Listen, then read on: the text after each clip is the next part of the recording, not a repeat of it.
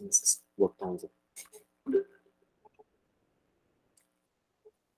Bem, começou a gravar. Então, iniciamos o nosso terceiro encontro virtual mensal. Terceiro ou quarto. O tema deste mês é Zeus. No calendário próprio do Tissos, este mês lunar de Hecatombaion é dedicado a Zeus, então eles acabou sendo cotado. Achei interessante falar sobre ele. É muita coisa, então eu selecionei algumas partes que em si, de pouco, elas já são muito. Então, para falar de Zeus é muito, enfim, levaria uma semana inteira para mais. Vou começar entoando o hino a Hestia. E depois a gente faz os revezamentos para os hinos do Inário de Zeus.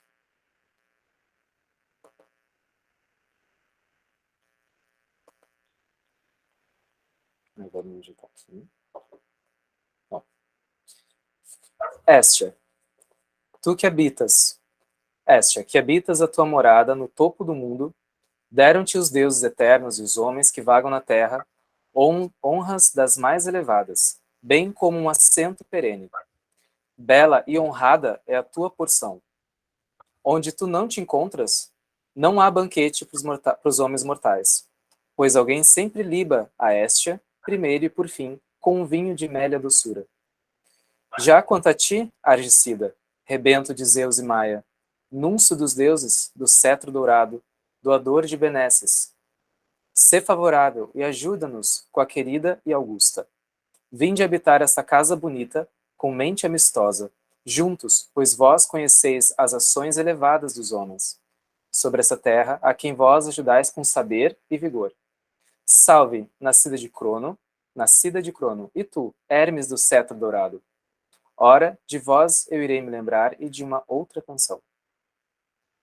Então, que Hestia, Hermes e Zeus sejam propícios. Xereta. E agora eu vou botar o hino, primeira parte. Eu vou botar o hino de Cleantes, já que ele é longo, e aí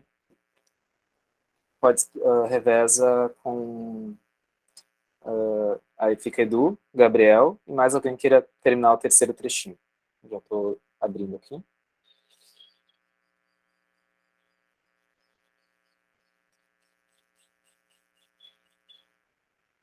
Vocês conseguem enxergar? Conseguem abrir para ler? Edu, se quiser começar ali o primeiro pedaço. Primeiro pedaço? Ok. Isso. Certo. Ó mais glorioso dos imortais, Deus de muitos nomes e sempre poderoso.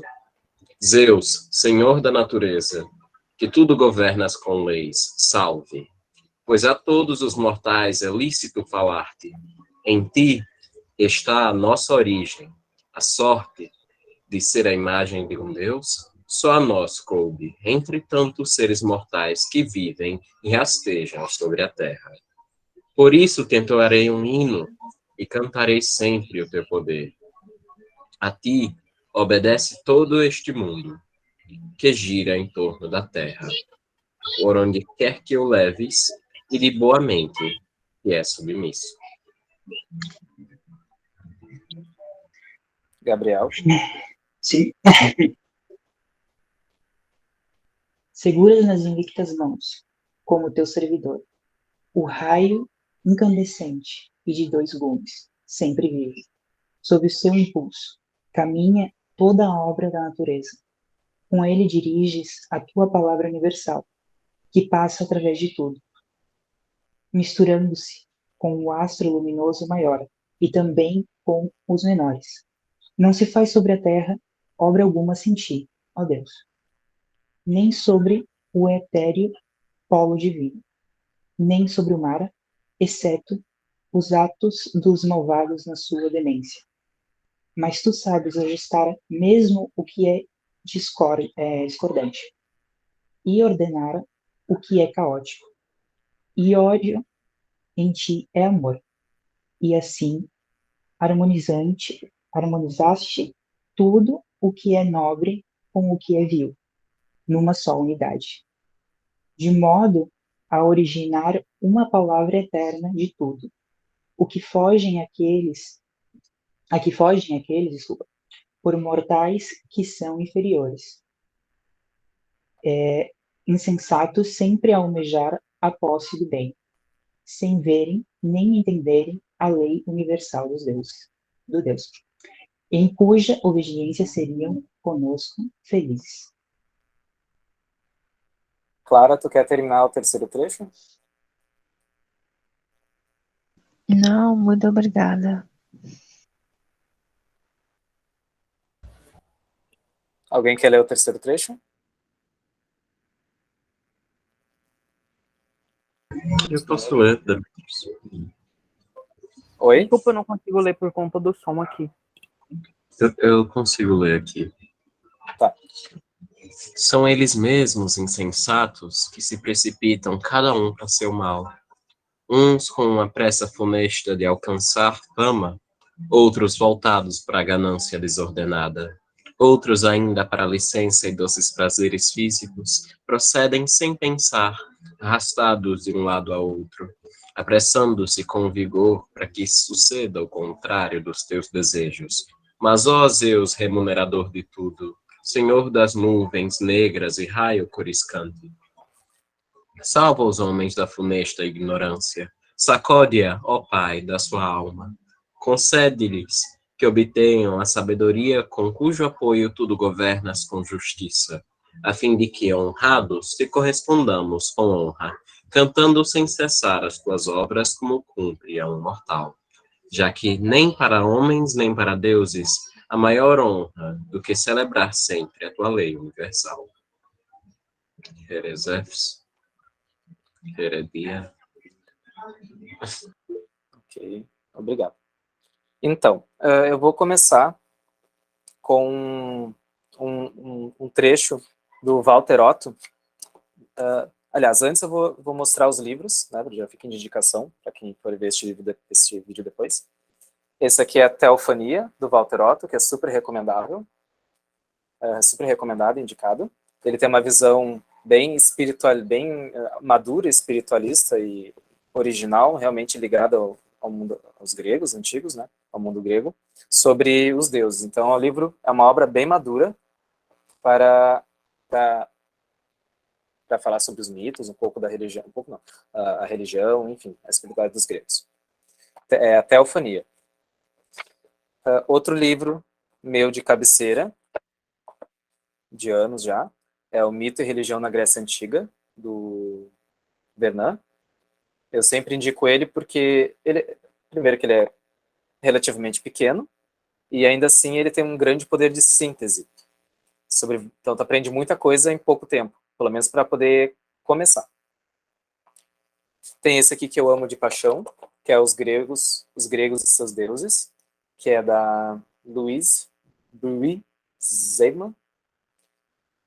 Aqui ela traz muitas referências literárias para poder sustentar algumas coisas da religião, algumas não.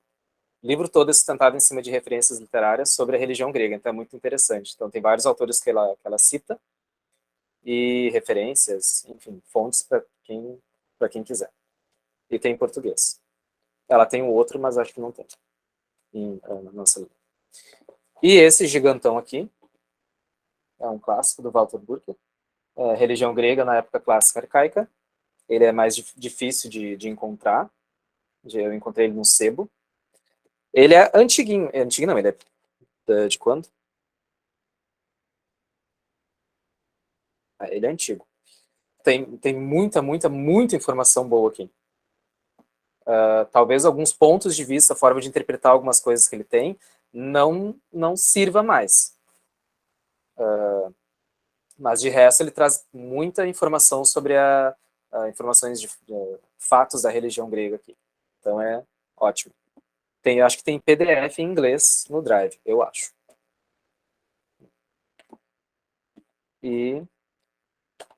E, claro, a Teogonia, Trabalhos e Dias, que são praticamente uma obra para Zeus, que é do Hesíodo. Essa aqui é a edição da Martin Claret, tradução da Sueli Maria de Regino. Não é versão poética, é prosa, né, que se diz. Mas é muito bom, eu gosto dele. Então, vou começar pela visão que ressoa muito com a filosofia, especialmente o neoplatonismo, estoicismo, uma visão pouco conhecida em relação aos deuses, e que ela é compartilhada por gregos da própria Grécia, né, no caso os gregos lá da Grécia, uma visão mais atualizada, sempre lembrando que a mitologia de Homero ela não é a única fonte de conhecimento sobre os deuses, e apesar de a epopeia estar cheia de fatos interessantes e padrões que oferece, né, no quesito religioso, né, os gregos, ser o grande educador da Grécia, é sempre bom ter cuidado, porque é uma epopeia, né, não é teologia, não é um livro de teologia, é epopeia. Então, multiplicidade e unidade divina. Isso aqui é o trecho do Walter Otto. O politeísmo da religião grega, que escandaliza os fiéis de outras religiões, não se contrapõe ao monoteísmo. Ao contrário, é talvez a sua forma mais sutil. O que quer que se diga em casos particulares sobre providenciais disposições divinas, em suma, resulta sempre o mesmo, a saber, que foi tudo obra da vontade de Zeus. Ele é, pois, de uma grandeza única, que tudo compreende. Já em Homero se exprime a unidade divina através de fórmulas recorrentes, a dizer que a tudo regem os deuses ou o Deus. Porém, os gregos não seriam um povo de espírito mais vivo se a prodigiosa multiplicidade do ser não lhes houvesse falado de uma pluralidade de formas diversas do divino, todas elas infinitas e eternas, mas só em conjunto capazes de compor a divina totalidade. Conforme o expressou um dos antigos, eles julgavam mais piedoso venerar o divino em toda a sua magnificência, onde e como quer que este se manifestasse, do que fazer todo o possível para reduzir a um só ser todas as múltiplas manifestações. Pois bem longe deles estava a ideia servil de um Deus ciumento que a seu lado nada tolera. No entanto, essa multiplicidade divina é mais que uma simples justaposição de diferentes divindades, opostas umas às outras. Cada deus olímpico tem o seu próprio caráter que o distingue de todos os outros, tal como os domínios da realidade cósmica não se equivalem entre si, e, todavia, constituem uma unidade que o mito grego representa investida de um sentido profundo. Os grandes olímpicos formam uma família cujo chefe é o pai, ou o irmão mais velho, Zeus, chamado de seu rei. A sua irmã, Hera, ocupa o trono a seu lado, como sua esposa. Os seus irmãos, Poseidon e Hades, Deus do mar e do reino dos mortos, respectivamente, com ele que é o mais velho. Zeus é o caçula, porém, o mais inteligente e poderoso de todos. Compartilham o governo do mundo, mas sem poder opor-lhe à vontade. De Zeus são filhos Apolo, Ártemis, Atena, Hermes, Afrodite e outros mais. Leto, a deusa Leto e outros ainda vêm a ser seus parentes através de Gaia, a mãe primeva da radiosa estirpe dos deuses.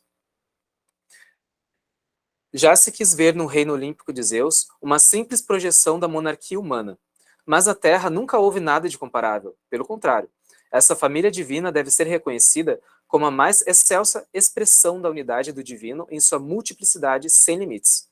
Seja lá o que for que se tenha pensado nos priscos tempos a respeito da origem dos deuses, na religião olímpica há um deus, o celeste Zeus, que é pai no sentido pleno da palavra.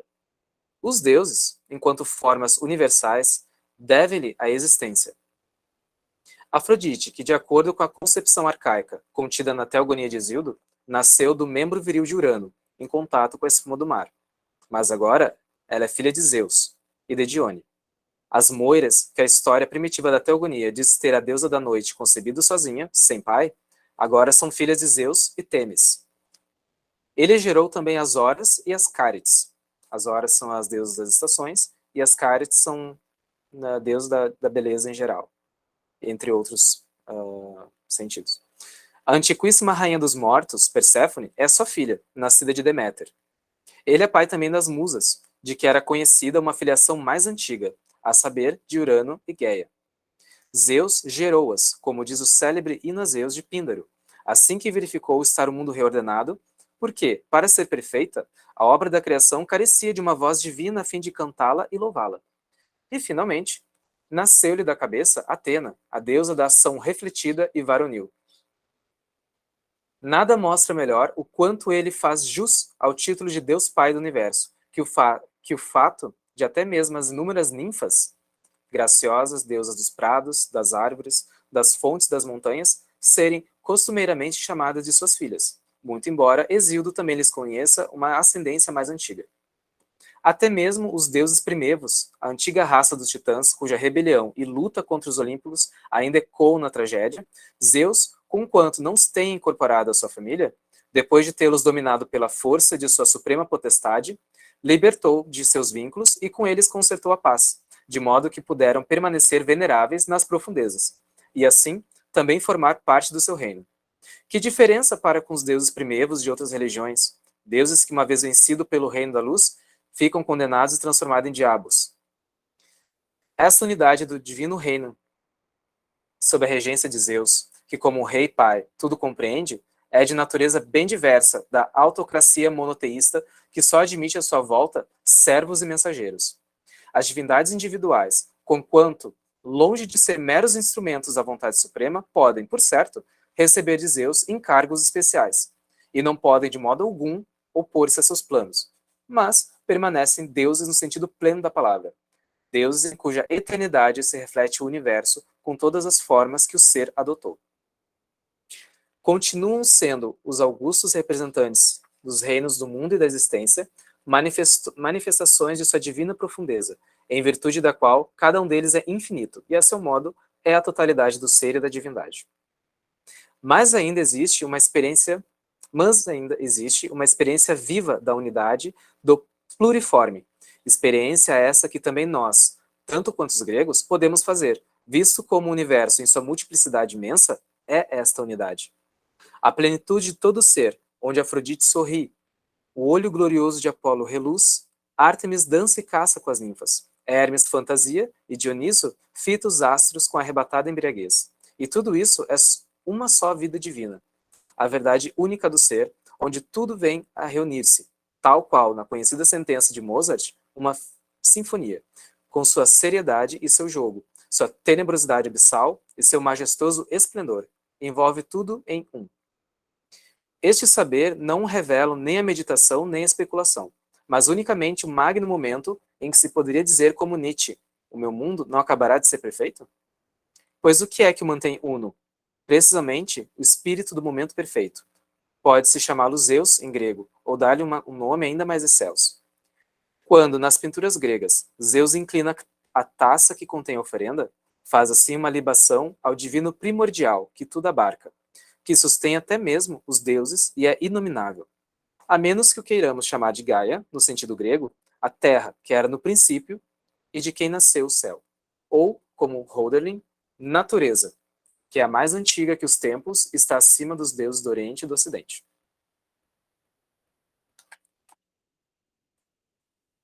Essa visão do Otto tem um artigo do Angelos Nassios, que é um grego que mora nos Estados Unidos. Eles têm um termo novo para ser um complemento do que a gente fala de politeísmo helênico. É cosmoteísmo, que é basicamente o cosmos é divino e os deuses são expressões desse cosmos. O cosmos é uno, nada fora dele, não existe nada fora dele, ele é divino por si e os deuses são manifestações desse ser, desse cosmos que é vivo. Isso aí esse tipo de visão a gente encontra no estoicismo, especialmente. De que o mundo é um organismo vivo, o cosmos, né, tudo que existe, ou a natureza também, no sentido de tudo que existe, e os deuses são expressões dessa vida divina.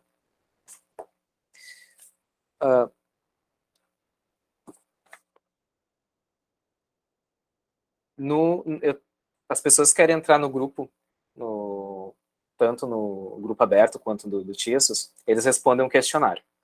Uma das perguntas é se é correto dizer simplesmente que os deuses olímpicos, pelo menos, são personificações da natureza. Ah, Zeus é o raio.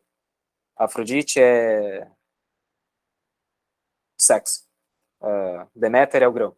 E ponto final, acabou, deu. E aí tem uma parte do Vernon que eu gosto muito e sempre indico. Não que se trate de uma religião da natureza e que os deuses gregos sejam personificações de forças ou de fenômenos naturais. Eles não são nada disso. O raio, a tempestade, os altos cumes não são Zeus, mas de Zeus. Um Zeus muito além deles, visto que os engloba no seio de uma potência que se estende a realidades, e não mais físicas, mas até psicológicas, éticas ou institucionais. O que faz de uma potência uma divindade é o fato de que, sob a sua autoridade, ela reúne uma pluralidade de efeitos. Para nós, né, no moderno, bastardos do cristianismo, pode parecer tudo completamente dispar, né? Tipo, nada a ver uma coisa com a outra. Mas o grego relaciona entre si porque vê neles a expressão de um mesmo poder exercendo-se nos mais diversos domínios. Se o raio ou as alturas são de Zeus, é que o Deus se manifesta no conjunto do universo por tudo que traz a marca de uma eminente superioridade, de uma supremacia. Zeus não é força natural, ele é rei, ele é detentor e senhor da soberania em todos os aspectos que ela pode revestir. Esse trecho aqui vale para praticamente todos os deuses do Olimpo especial. Os deuses que se aproximam de serem personificações são os titãs. E ainda assim, eles não chegam a ser personificações, eles estão intimamente ligados àquela matéria, àquela matéria. E os deuses olímpicos, eles têm domínio sobre essa matéria, digamos assim.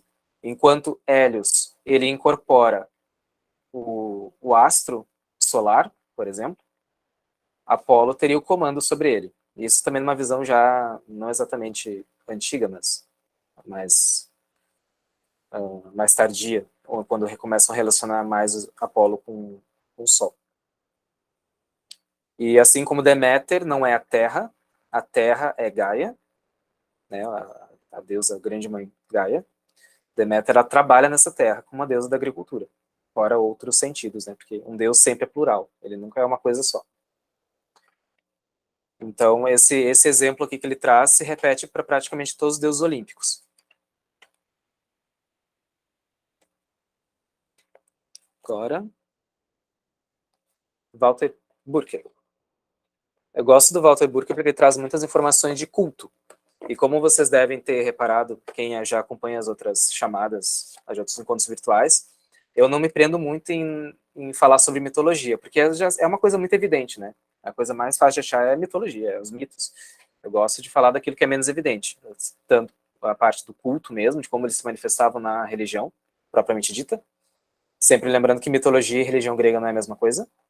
A religião grega abarca a mitologia, os mitos são narrativas sagradas, mas não são dogmas. E não pode ser visto literalmente, sempre. Aliás, quase nunca. E Walter Burke, ele traz muitos fatos cultuais. Tudo reunido num lugar só. Tipo Pausanias. Aqui.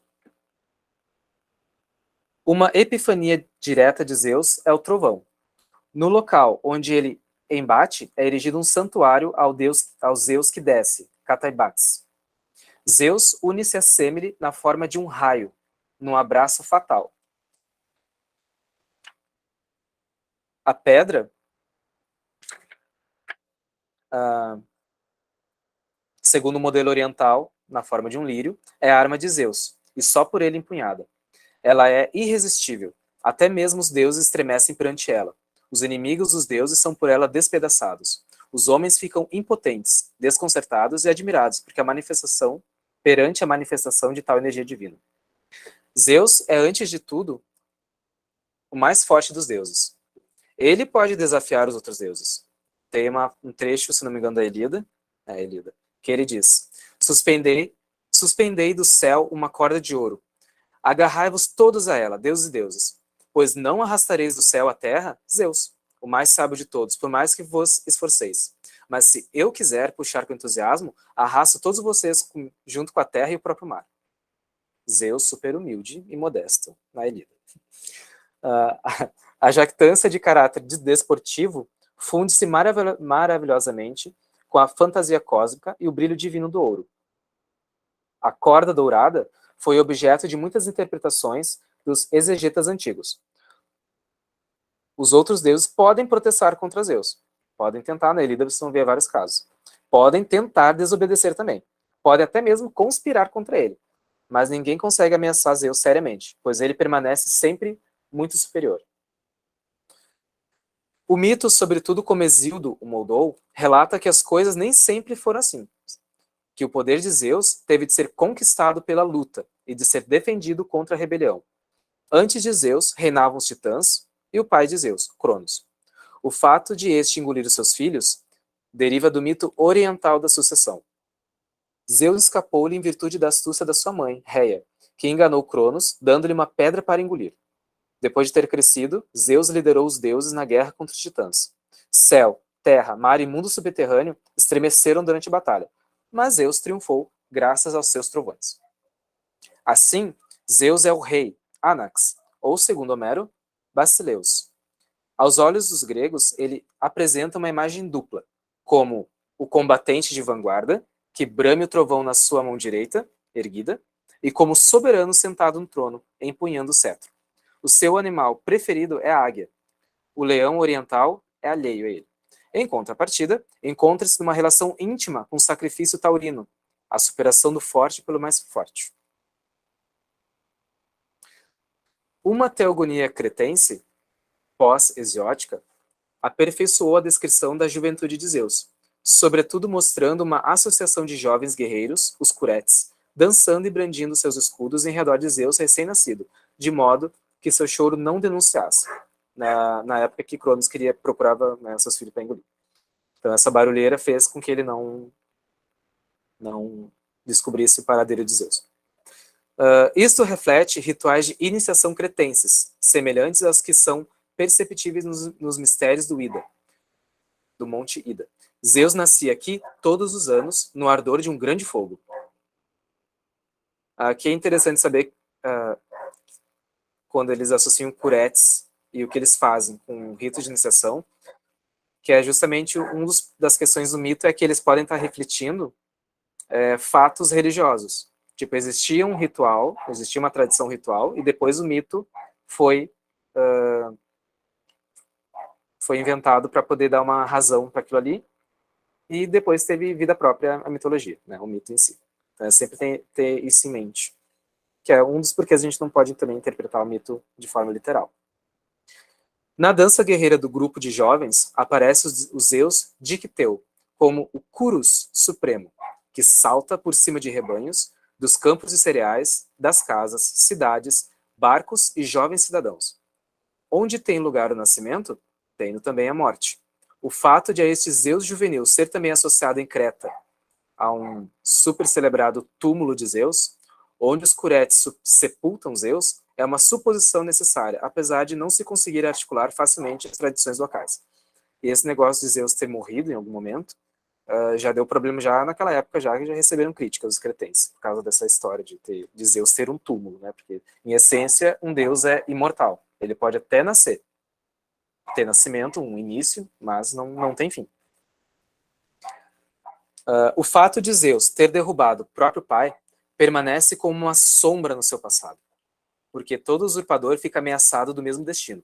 O próprio Zeus vê-se ameaçado também por mulheres destinadas a gerar um filho seu que seria mais poderoso que ele. Segundo Hesíodo, Metis, a prudência, é uma dessas mulheres. Por isso, pouco tempo após o seu casamento, Zeus a engole, transportando então para dentro de si. Então ele, nesse ato, e agora ele tem a prudência como parte dele mesmo. Ela não morre, ela faz parte de Zeus. O único rebento dessa ligação é Palas Atena. Segundo a outra versão, é a deusa marinha Tétis a que Zeus tem de renunciar. Através de Peleu, ela se torna mãe de Aquiles. Assim como como adversários, restam apenas monstros, conotados desde o início de modo negativo, que em seu próprio prejuízo se revoltam contra o poder de Zeus. É o caso de Tífon, o filho da Terra, e do Tártaro, um ser híbrido com figura de homem e de serpente, representado a maior parte das vezes com pés de serpente. Serpente não tem pé. Por que ele botou pé de serpente? Tá. Bufando fogo, ele queria tornar-se senhor do mundo, mas Zeus o despedaçou com seu trovão e lançou ao Tártaro. Mais tarde se dizia também que o Tífon vive debaixo do Monte Etna, de cuja cratera ainda assoma sua respiração ígnea. Os gigantes, filhos gigantes armados de Gaia, revoltaram-se contra os deuses olímpicos em geral. No século VI, se tornou um tema predileto das artes plásticas, uma batalha constituída por duelos individuais entre deuses, na qual os deuses olímpicos, sempre triunfantes, utilizam cada um a sua arma peculiar. Poseidon usa o tridente, Apolo o arco, Hefestos o fogo.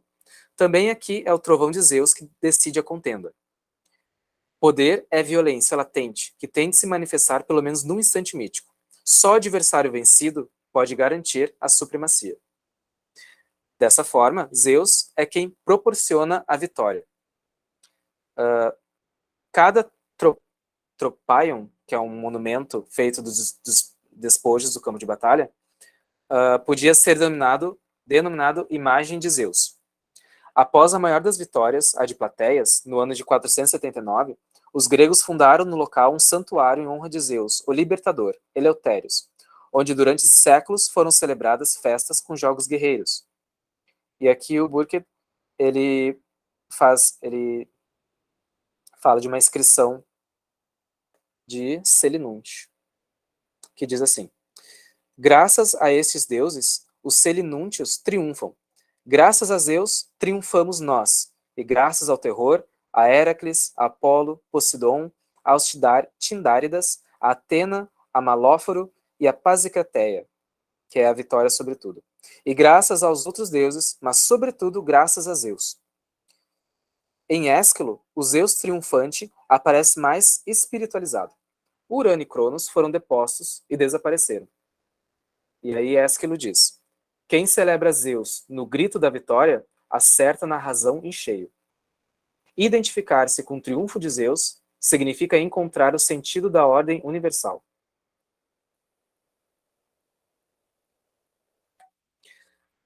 O poder do mais forte dos deuses manifesta-se, entretanto, não só na luta e na vitória, mas também numa potência sexual inexaurível. Porque Zeus é também, principalmente, um deus de fertilidade, né? E daí vem a horda de tantos filhos, de tantas associações com deusas. E até com um mortal do sexo masculino, né, o Ganymede. Então, dessa forma, o mito narra o quanto esse deus é cheio desse poder viril, fértil, reprodutor.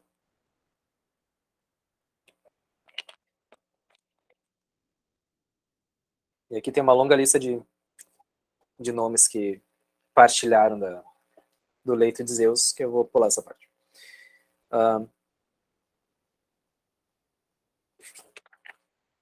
A par disso, Zeus é pai dos homens e dos deuses. Chamam-lhe também os deuses, pai chamam-lhe também os deuses, que não são seus filhos genuínos, e todos os deuses se levantam quando Zeus aparece. Os homens também o tratam por pai nas suas preces, talvez desde tempos indo-europeus. Zeus, na sua soberania, toma as decisões que determinam o curso do mundo. E essa parte aqui é bem exemplificada na Ilíada, que Zeus tem a guerra, né, do Troia contra o restante do mundo grego, e Zeus ali observando, dizendo para onde tem que ir, até onde deixa os mortais fazerem o que querem, até onde tem o destino, já com uma programação, né, que Troia ia cair, isso era fato, mas até lá muita coisa poderia ser negociável, segundo essa visão homérica, pelo menos, e acredito que seria uma crença grega também. Assim, aquele movimento da cabeça de Zeus que abalou o Olimpo pareceu a Fídias exprimir a essência de Zeus na sua totalidade. Ninguém pode obrigar Zeus ou exigir que preste contas, mas, apesar disso, as suas decisões não são nem cegas e nem unilaterais. O fato de Zeus ter engolido Metis significa a união do poder e da prudência, ou sabedoria, conforme essa tradução aqui. Mas Na epopeia, fala-se constantemente e repetidamente da mente planificadora de Zeus. Essa mente planificadora, nous, é sempre mais forte do que o do homem.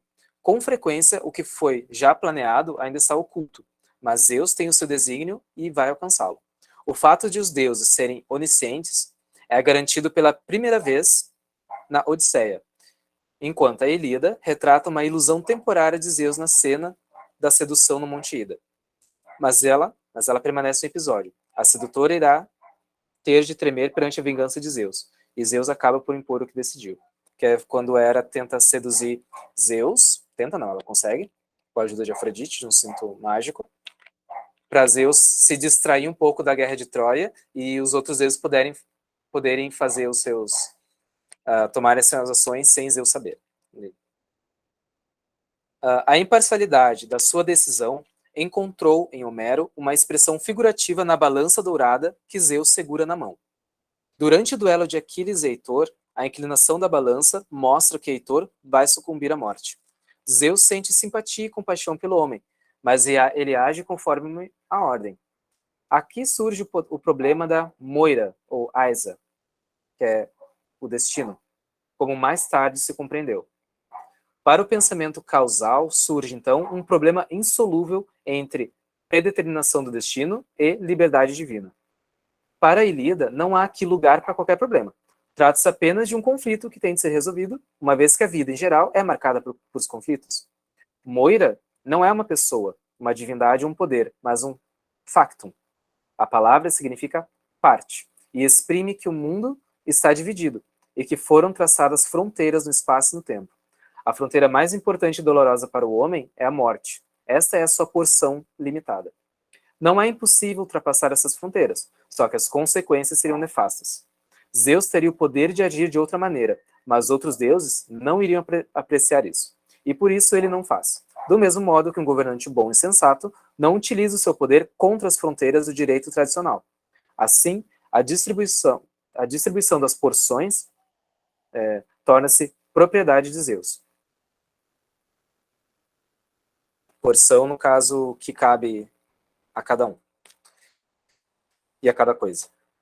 Toda a soberania entre os homens parte de Zeus. Em Homero, os deuses são nutridos por Zeus, e de Zeus provém o cetro dos Átridas. A cidade e o seu conselho encontram-se sob o poder do protetor especial de Zeus Polieus e Zeus Bulaios. Todo pai de uma casa submete a sua corte e as suas posses aos Zeus Hércules e aos Zeus Quitécios. As posses encontram-se na despensa na forma de um recipiente tapado, mas o poder protetor pode aparecer também como uma cobra doméstica. Aqui, o Pai Celeste torna-se irreconhecível. Porém, onde há uma ordem protetora, Zeus está presente. Particularmente, todas as leis provêm de Zeus. Os homens que administram o direito têm a sua competência através de Zeus.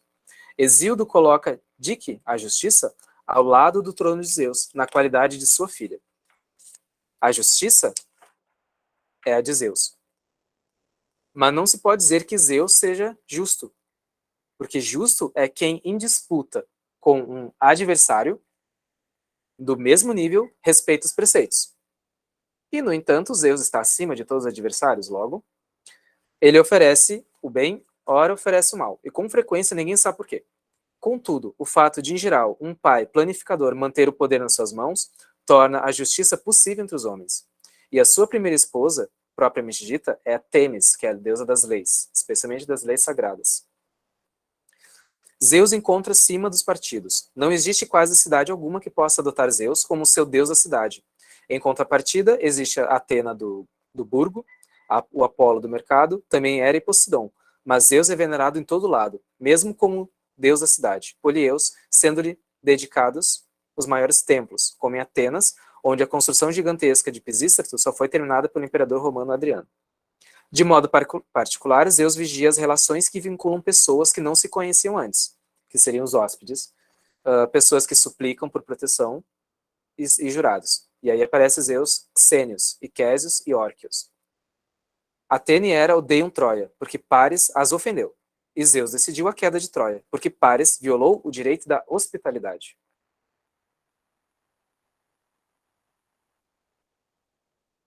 Zeus era o único deus que se podia tornar um deus abrangente do universo. Os trágicos não o trouxeram em cena, ao contrário de Atena, Apolo, Ártemis, Afrodite, Hera ou Dioniso. Ésquilo nomeia-o muito acima de todos os outros deuses, apenas com predicados universais. Todo-poderoso, causa de tudo, desencadeador de tudo, senhor dos senhores, o mais abençoado dos abençoados, poder mais perfeito da perfeição, Zeus feliz. Numa das suas tragédias perdidas dizia assim: Zeus é éter, Zeus é terra, Zeus é céu, Zeus é tudo e ainda o que é superior a isso. Em Dódona, as sacerdotisas cantavam: Zeus foi, Zeus é, Zeus será, ó grande Zeus. Enquanto um verso de Orfeu anunciava: Zeus é o início, Zeus é o meio, e por Zeus tudo é consumado.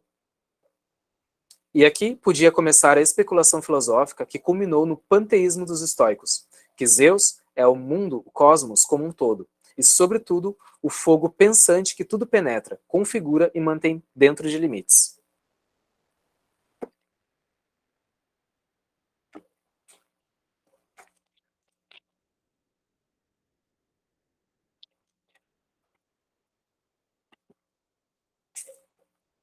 E, por fim, onde entra Zeus nas práticas cotidianas, nas práticas familiares. No seio da oikos, que é a casa, o lar, as práticas religiosas cotidianas organizam-se em redor de alguns pontos fortes do espaço familiar. Além do altar lareira de Hestia, 2 altares de Zeus possuem papel central. O altar de Zeus Hércules, que é erguido no pátio da casa, recebe um culto regular sob a direção do chefe da casa. Homero cita, por intermédio do Aedo Fêmeo, os sacrifícios realizados nesse altar por Laércio e seu filho Odisseu. Eurípides mostra em seu Heracles todo o grupo familiar do herói, pai, mãe, crianças, escravos, reunido para celebrar esse culto com um sacrifício que na tragédia resulta em um massacre. Quanto a Zeus Quitésios, protetor dos bens da casa, o orador Iseu, a ele se refere a propósito dos sacrifícios realizados conjuntamente por Quirón e seus netos, para desse modo atestar o seu estatuto de herdeiros. A vida dos membros permanentes da Oikos é ritmada pela celebração dos cultos familiares, às quais os escravos podem se associar conforme a vontade do senhor da casa. Entretanto, eles são excluídos da comensalidade familiar, reservada aos membros livres da família, com exceção das Cronia, que é um festival de Cronos, segundo um autor antigo, Filócoro. Festa que celebra o fim das colheitas e torna-se, ao que parece, uma festa de ruptura, outra forma de integração por abolição momentânea da norma. Assim, a oikos, a casa, o lar, reúne diferentes indivíduos ou grupos de indivíduos cuja condição é em parte definida por sua função religiosa na oikos. Zeus, no culto familiar, o Dios Quitésio, ele aparece na forma de uma cobra, que em nada lembra um Zeus celestial que brande um raio. No entanto, Zeus encontrou aí uma manifestação para ele. Essa manifestação quitônica que cuida do lar. E tem outra forma de Zeus em forma de raio, em forma de cobra, que é Zeus Milíquios, onde são dedicados ritos primaveris. Para o Dios Quitésio, o Zeus Quitésio, na religião, na prática familiar, se faz uma oferenda chamada cadiscos, que é um recipiente, a gente coloca várias porções de alimentos diferentes nela, coloca água, óleo e outras coisas da própria casa, fecha esse recipiente e bota na despensa onde ficam os alimentos. E como diz aqui a estudiosa, o cadiscos é mais do que uma oferenda, é o símbolo e até mesmo a representação do Deus dispensador de bens. O verbo aqui fala sobre a instalação desse... quer dizer, a tradução para uma palavra aqui que ficou como instalar. Tal como se funda, constrói e ergue. Os símbolos de Zeus protetor dos bens devem ser consagrados deste modo. Pega-se um cadiscos novo, de 2 asas, com uma tampa. Forra-se com lã as asas. No recipiente coloca o que se encontrar e verte-se ambrosia dentro. Essa ambrosia é feita de água pura, de azeite, de oliva e uma mistura de frutas. O próprio recipiente e os produtos que contém significam a prosperidade que o Deus assegurará à casa onde ele foi ritualmente instalado. Então, esse recipiente é tanto uma oferenda, quanto, utilizando um pensamento mais moderno, não tão helênico, é uma forma de canalizar essa força de Zeus enquanto Deus da prosperidade. Deus que zela pela fartura da casa. Tem também o Agathos Demon, que é uma cobra, que uns associam a Zeus, ou a Dioniso. Alguns alegam que é só mais uma forma do Zeus Quitésio, porque ele também é uma cobra.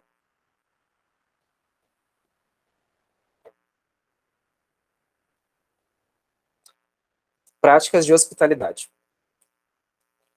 O acolhimento de um estrangeiro na lareira e na mesa do dono da casa dá lugar a práticas rituais ligadas à xenia, a recepção de hospitalidade. Ela instaura um laço social que demanda a reciprocidade. Essa prática ocorre sob o signo de Zeus Xênios, o Zeus que é o hospitaleiro, responsável pelos compromissos assumidos por ambos os lados, como vemos na epopeia e depois na tragédia.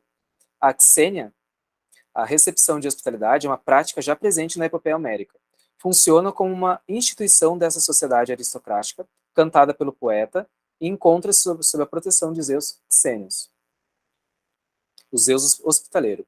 Proteção necessária em um mundo onde o estrangeiro está exposto a contingências e aos riscos dos encontros. É também um meio de estabelecer entre as diversas oikoi laços de reciprocidade. Ela consiste em receber na oikos, por um tempo determinado, um hóspede, conhecido ou desconhecido, com quem se estabelecerão laços duráveis se ele possuir condição equivalente à do anfitrião. A oferenda de alimentos é o primeiro e o mais significativo dos gestos de hospitalidade. Frequentemente toma a forma de um festim partilhado nas casas dos reis ou heróis da epopeia. Dão-se também presentes que contribuem para afirmar os laços de reciprocidade que se estendem de uma geração a outra. A sociedade homérica funda-se na troca de presentes e a sua retribuição. As relações de hospitalidade rivalizam com o casamento para o estabelecimento de laços de alianças entre grupos familiares, sob a forma de direitos e de deveres codificados. É significativo que a mesma palavra xenos significa simultaneamente estrangeiro e hóspede, ambivalência cujo sentido é esclarecido pelas numerosas passagens da epopeia. Inicialmente, o estrangeiro suscita desconfiança, até mesmo medo, que se justifica pelas recorrentes práticas de pirataria e de pilhagem, e por isso está exposto a maus tratos e pode até mesmo ser escravizado. A dimensão institucional e religiosa da hospitalidade coloca-o ao abrigo, fazendo dele um protegido de Zeus. Claro que a condição do estrangeiro determinará as formas dessa hospitalidade. O que provir de uma linhagem conhecida, daquele que o recebe, e que pertence como ele à aristocracia, não terá o mesmo acolhimento que o mendigo. Mesmo que, lá na Odisseia, o porqueiro Eumeu diga: estrangeiros e mendigos, todos vêm de Zeus.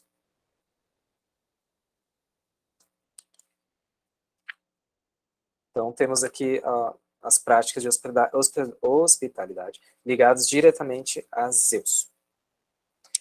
E, por fim, mas não menos importante, Hesíodo e a cólera de Zeus. A cólera é a própria expressão do poder de Zeus. Prometeu, primo de Zeus, nascido como ele de um titã, é o primeiro a experimentar essa cólera, marca da impaciência em suportar qualquer resistência à sua vontade. Dirigida não contra um homem, mas contra um filho de titã, suas consequências marcam para sempre o destino da humanidade inteira. Na Teogonia, Hesíodo mostra, primeiro, o castigo de Prometeu preso a uma coluna, com o fígado diariamente devorado por uma águia de longas asas, até ser libertado por Héracles. E aqui tem um trecho. Para a glória de Héracles, Zeus renunciou ao rancor que guardava de Prometeu, por ter se oposto a seus desígnios, ele, o impetuoso filho de Crono. É conhecida a desigual divisão, fonte de conflito que a astúcia de Prometeu propôs, no dia em que se determinava a parte dos deuses e dos mortais, quando colocou diante de Zeus ossos brancos de um boi, envolvidos em uma gordura brilhante, e guardou para os homens a carne e as entranhas acondicionadas no ventre do boi. Afrontamento decisivo que marcará para sempre o ritual do sacrifício. Desde então, para os imortais, sobre a terra, as tribos humanas queimam ossos brancos nos altares perfumados. E é a permanente cólera de Zeus, depois desse ardil, que o leva a recusar o fogo aos humanos. E aqui tem um trecho. Indignado, diz Zeus, o amontoador de nuvens. Ah, filho de Jápeto, o mais esperto no mundo, vejo, belo amigo, ainda não esqueceste a pérfida astúcia. Assim, irritado, falava o Zeus dos conselhos eternos. E desde então, nunca se esquecendo dessa astúcia, recusava-se a dirigir aos freixos o elando o infatigável fogo em proveito dos mortais habitantes da terra. Depois de Prometeu ter roubado o fogo para colocá-lo à disposição dos homens, a resposta de Zeus será o presente envenenado da Virgem, cilada profunda e sem saída destinada aos homens. Prova sempre visível de que ninguém pode escapar ao peso da cólera do soberano dos deuses, que é quando eles criam Pandora. Até então não existiam mulheres, e Pandora é a primeira. E aí, só que ela é um castigo que Zeus envia. O que está em jogo entre os dois filhos de Titãs é um conflito de poder, do qual os homens são apenas o pretexto.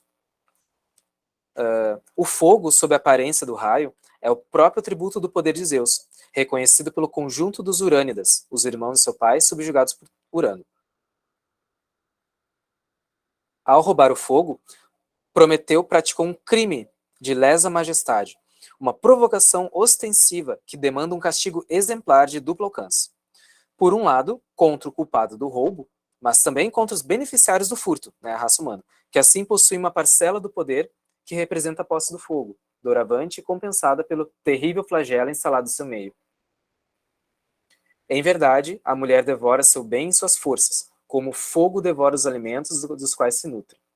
Desse conflito entre ardis, por meio do qual os dois titânidas medem forças, o grande perdedor é o homem. A corda arrebenta para o lado fraco. Preso ao destino, como Prometeu a sua coluna, a quem nenhum Héracles virá libertar, como Hesíodo confirma em Os Trabalhos dos Dias, em que repete seu relato dando um nome à mulher, Pandora, o presente de todos os deuses, visto que, sob a ordem de Zeus, todos participaram de seu embelezamento. Ele dá também um esposo a essa mulher, Epimeteu, que seria uma tradução aproximada, o aturdido, ou aquele que pensa só depois, que, esquecendo o conselho do seu irmão Prometeu, acolhe Pandora e sua caixa funesta, cheia de todos os males da terra. Então aqui, Prometeu, vamos supor que o trecho diz, a ideia que a estudiosa está passando é que Prometeu foi desmascarado. Ele não queria exatamente fazer um bem aos humanos, ele queria desafiar o poder de Zeus, com o pretexto de trazer os benefícios do fogo para o ser humano. Então, uma história sempre tem seus dois lados. Assim, a cólera aparece como um privilégio do poder soberano. Ela se realiza com o estabelecimento do reino do último filho de Crono, sobre o conjunto dos deuses e dos seres vivos, e afirma sua vitória, e, claro, da ordem que ele estabelece, sobre todos os que não reconhecerem esse poder ou a ele resistirem. Nos Trabalhos de Dias, Hesíodo estabelece uma teologia da justiça, de que, filha de Zeus, intermediária entre os homens e o Deus soberano do Olimpo. Pérsis, irmão do poeta e destinatário do poema, ilustra a tentação de híbris, de descomedimento, que espreita os homens e pode conduzi-los à injustiça. Contestando diante dos poderosos da cidade a parte da herança que caberia a Hesíodo, Pérsis, o seu irmão, age claramente contra o seu interesse.